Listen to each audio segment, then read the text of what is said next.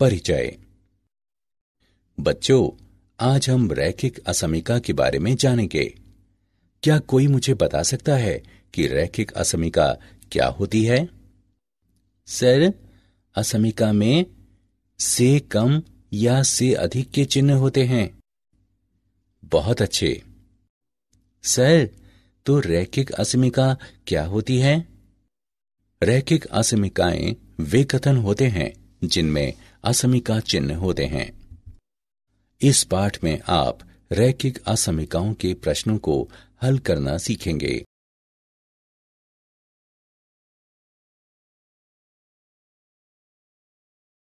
असमीकाएं। रैखिक असमीकाएं ऐसे कथन होते हैं जिनमें असमीका के चिन्ह शामिल होते हैं।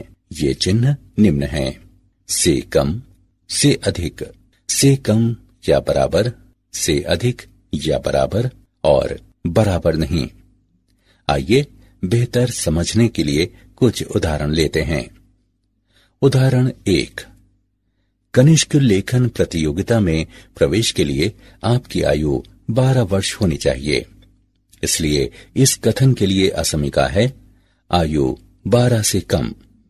12 से नीचे का अर्थ है 12 से कम, और इसमें 12 के बराबर शामिल नहीं है। इसलिए सही प्रतीक है से कम। ये एक चर राशि वाली रैखिक असमीका है। उदाहरण 2। सुरेश 200 रुपए लेकर बाजार रुमाल और मोजे खरीदने गया। एक रुमाल की कीमत 25 रुपए है। एक जोड़ी मोजों की कीमत 30 रुपए है। यदि एक्स रुमाल की संख्या को प्रदर्शित करे और वाई मोजों की जोड़ियों की संख्या को प्रदर्शित करे जिन्हें सुरेश खरीदता है, तो प्रोक्त समीकरण को असमीका रूप में हम इस प्रकार निरूपित करते हैं: 25x प्लस 30y कम या बराबर है 200 के। ये दो चर राशियों वाली एक रैखिक असमीका है। इसे दो कथनों में लिखा जा सकता है: 25x प्लस 30y बराबर 200। 25x प्लस 30y कम है 200 के। इसे ए नाम दें। इस स्थिति में कथन ए असमीका है।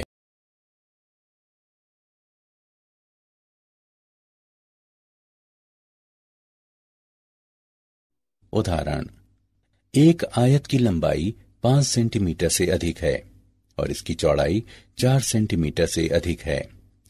आयत के क्षेत्रफल के लिए असमीका लिखें। हल: एक आयत का क्षेत्रफल लंबाई से चौड़ाई की गुणा करके प्राप्त किया जाता है।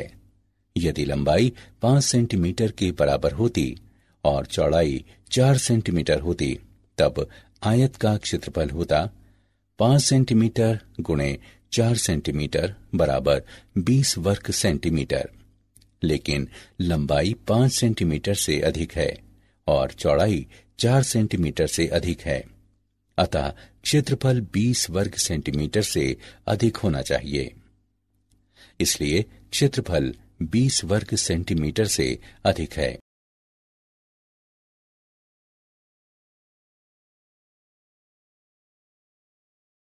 एक चर राशि के रैखिक असमीकाओं के बीजगणितीय हल और उनका आलेखीय निरूपण। एक चर राशि के असमीका का हल चर का वो मान होता है जो इसे एक सत्य कथन बनाता है। एक चर राशि के रैखिक असमीका को हल करने के नियम: एक, असमीका के चिन्ह को बिना प्रभावित किए हुए दोनों पक्षों की बराबर संख्याओं को जोड़ा जाता है या उससे घटाया जाता है। 2, असमीका के दोनों पक्षों को एक समान धन संख्या से गुणा किया जा सकता है या भाग भी किया जा सकता है, लेकिन जब दोनों पक्षों को किसी ऋण संख्या से गुणा या भाग किया जाता है तो असमीका का चिन्ह बदल जाता है। 3, असमीका के किसी पद या पक्ष को दूसरे पक्ष में स्थानांतरित किया जा सकता है। साथ ही असमीका के चिन्ह को प्रभावित किए बिना उस पद या पक्ष के चिन्ह को बदल दिया जाता है।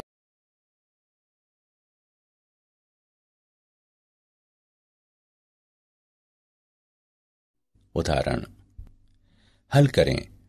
4x माइनस 19 कम है 15x प्लस 14 से। हल के आलेख को संख्या रेखा पर दिखाएं। हल, 15x को बाएं पक्ष में और 19 को दाएं पक्ष में ले जाने पर हमारे पास है 4x माइनस 15x, जो छोटा है 14 प्लस 19 से, या माइनस 11x छोटा है 33 से, माइनस x छोटा है 3 से, x बड़ा है माइनस 3 से। इस असमीका को एक संख्या रेखा पर प्रदर्शित किया गया है। पहले हम एक खुला वृत्त बनाते हैं, क्योंकि x माइनस 3 के बराबर नहीं है, और दाईं ओर एक तीर बनाते हैं, क्योंकि हम 4 से अधिक मान चाहते हैं।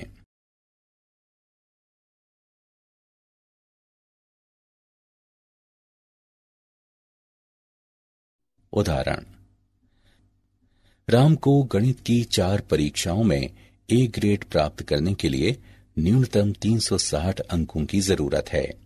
उसकी पहली 3 परीक्षाओं में उसने 88, 96, 79 अंक अर्जित किए। ए ग्रेड प्राप्त करने के लिए चौथी परीक्षा में उसके कितने अंक होने चाहिए? हल, मान लें कि राम चौथी परीक्षा में x अंक प्राप्त करता है, तब राम की परीक्षाओं के अंकों का योगफल 360 से अधिक या इसके बराबर होना चाहिए, अर्थात 88 प्लस 96 प्लस 79 प्लस x अधिक या बराबर है 360 के। इसका अर्थ है 263 प्लस x अधिक या बराबर है 360 के। इसका अर्थ है x अधिक या बराबर है 97 के। ए ग्रेड प्राप्त करने के लिए राम को चौथी परीक्षा में 97 या 97 से अधिक अंक प्राप्त करने चाहिए।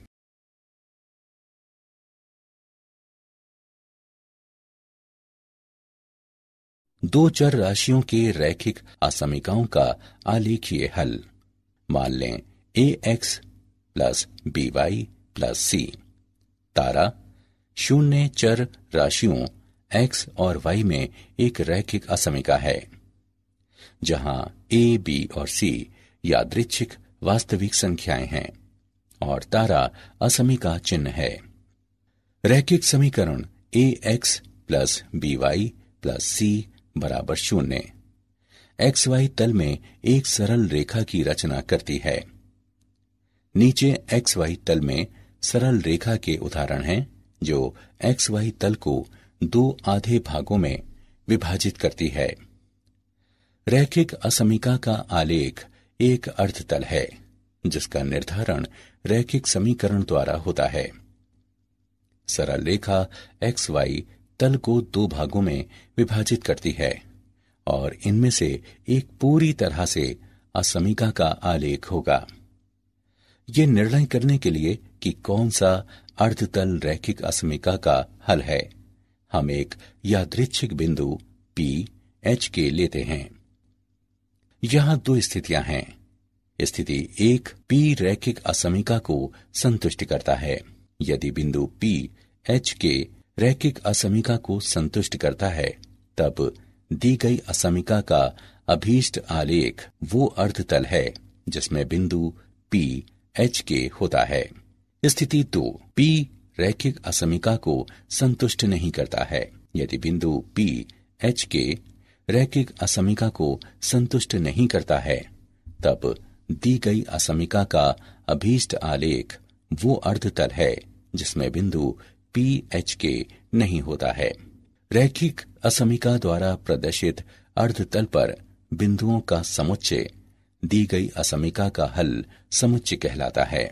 यदि असमीका में से कम या बराबर या से अधिक या बराबर चिन्ह हो, तब सरल रेखा ax plus by plus c बराबर 0 को संतुष्ट करने वाले बिंदु भी असमीका के हल समुच्चय में शामिल होते हैं।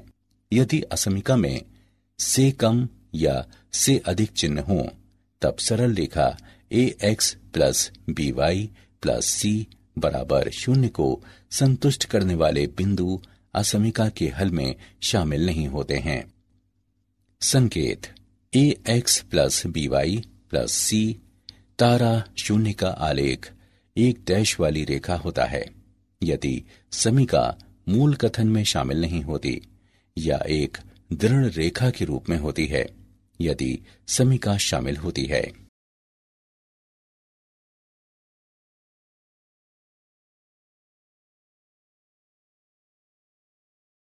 उदाहरण, निम्न का आलेख बनाएं। x प्लस 2y कम या बराबर है 10 के। हल, दी गई असमीका है x प्लस 2y कम या बराबर है 10 के।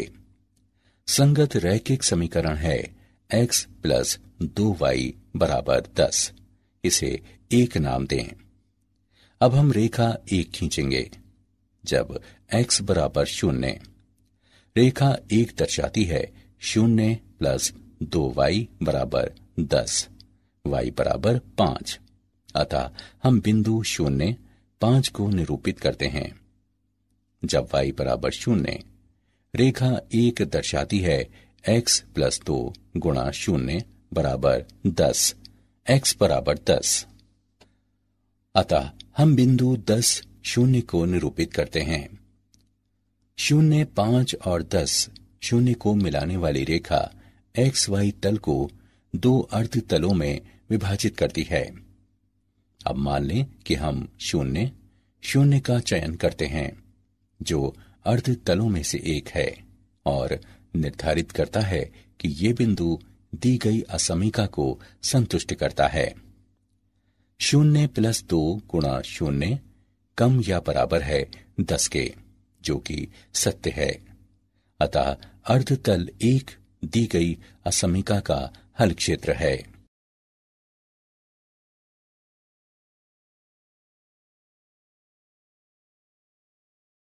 उदाहरण, रैखिक असमीकाओं के निम्न निकायों को आलेखीय तरीके से हल करें और किनारे के बिंदु ज्ञात करें।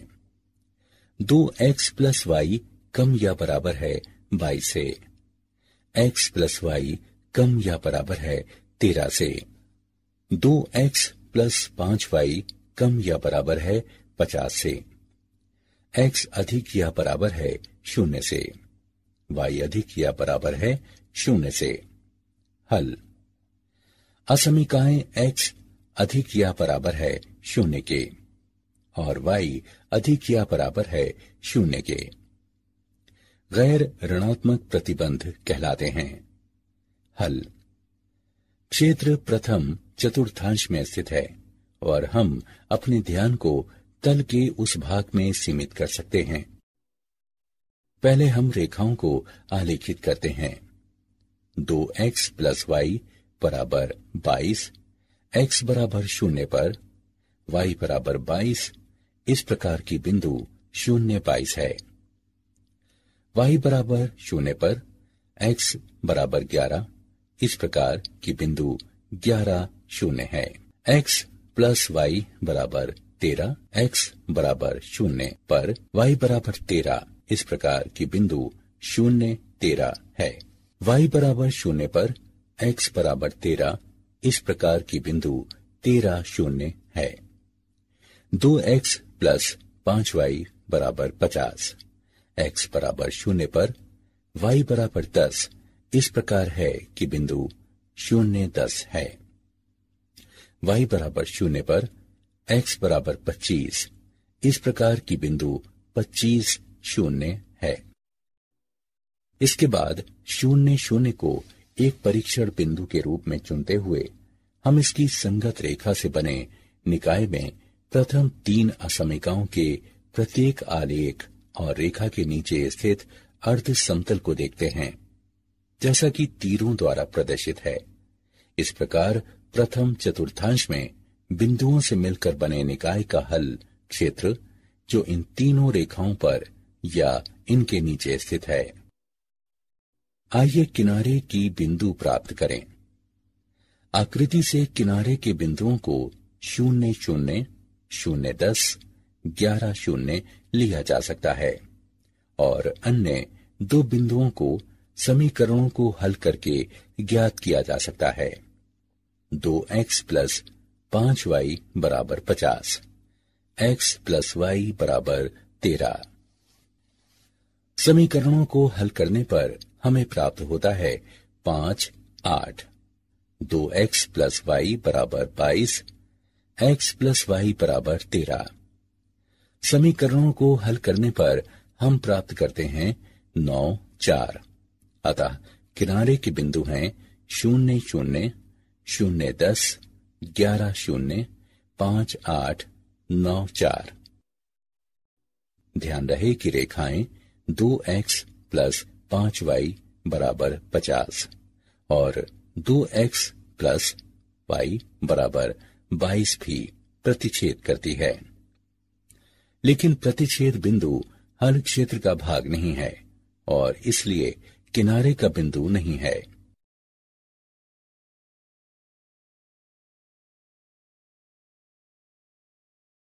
क्या आप जानते हैं, विलियम हेनरी यंग एक अंग्रेज गणितज्ञ थे जिन्होंने असमीकाओं में महत्वपूर्ण योगदान दिया है। असमीका चिन्हों का सर्वप्रथम प्रयोग अंग्रेज गणितज्ञ थॉमस हेरियॉट द्वारा किया गया।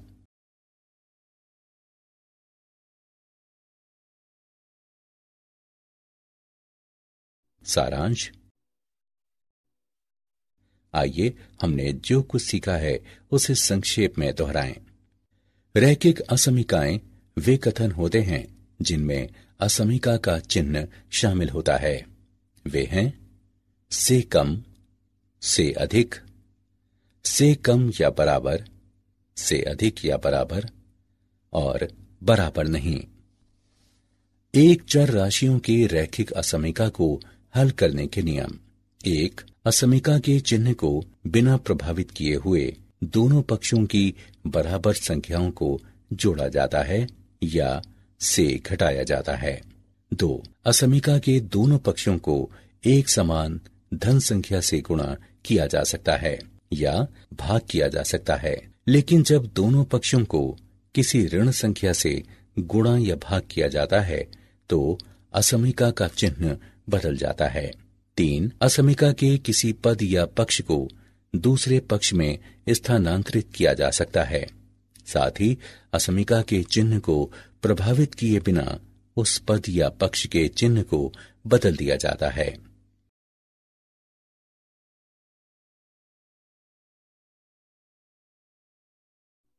दो चर राशियों के रैखिक असमीकाओं का आलेखीय हल। यदि असमीका में से कम या बराबर या से अधिक या बराबर चिन्ह हो तब सरल रेखा ax plus by plus c बराबर 0 को संतुष्ट करने वाले बिंदु भी असमीका के हल समुच्चय में शामिल होते हैं।